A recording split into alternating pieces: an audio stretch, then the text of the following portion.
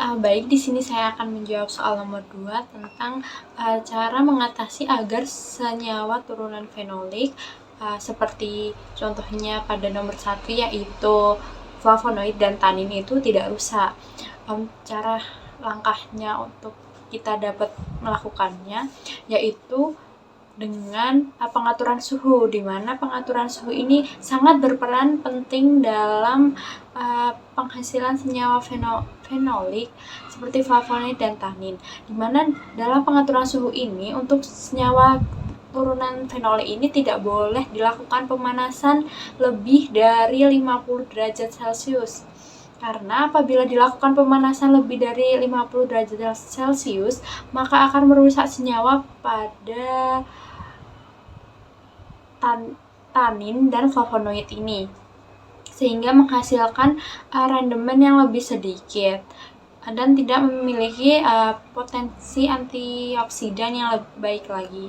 Dimana waktu pemanasan juga berperan penting, karena apabila pemanasan dilakukan secara lama, maka akan menurunkan kandungan antioksidannya.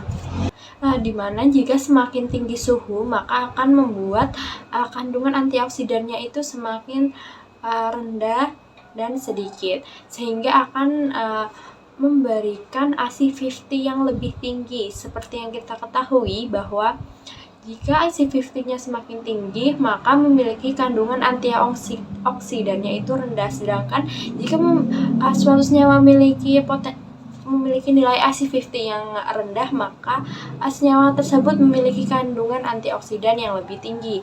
Maka untuk contohnya itu kita dapat melakukan pengeringan dengan vacuum drying, di mana pada pengeringan ini menggunakan prinsip menggunakan tekanan yang rendah namun dengan waktu yang singkat dan suhu yang rendah, sehingga akan dihasilkan suatu ekstrak itu yang lebih terjamin dan tidak memakan waktu yang lama.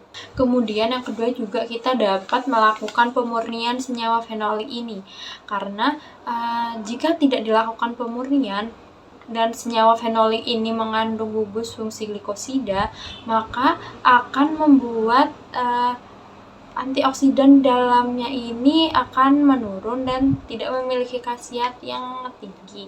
Maka kita dapat melakukan pemurnian baik dengan menggunakan kristalisasi maupun metode lainnya. Kemudian kita juga dapat melakukan dengan pemilihan pelarut, di mana pemilihan pelarut ini penting agar senyawa di dalamnya itu tidak rusak, di mana pelarut ini harus disesuaikan dengan sifat dari gugus fenolik ini, seperti yang sudah diketahui bahwa senyawa fenol ini dapat larut dalam pelarut organik seperti air dan juga alkohol. Kemudian kita juga dapat melihat segi kepolaran dari antioksidan ini, di mana apabila semakin polar antioksidan dari senyawa fenolik ini, maka dia akan aktif dalam lipida murni. Sedangkan jika antioksidannya ini dia bersifat nonpolar, maka dia akan memiliki potensi pada substrat yang memiliki potensi pada substrat yang polar, memiliki potensi pada apabila dia bersifat memiliki antioksidan yang bersifat nonpolar, maka dia